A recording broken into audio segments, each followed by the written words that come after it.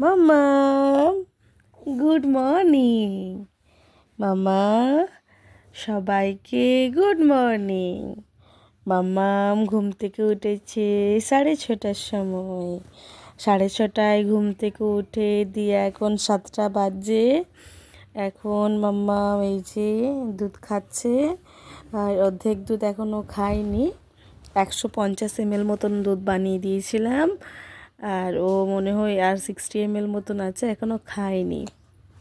দুষ্টুমি করছিল, একটু চেঁচাচ্ছে, তাই তো? তোমার ডেলি রুটিন শেয়ার করবে সবাইকে? ডেলি রুটিন শেয়ার করবে? আমার মাম্মাম হচ্ছে এখন 9 মাসে রানিং চলছে, 8 মাস কমপ্লিট হয়েছে।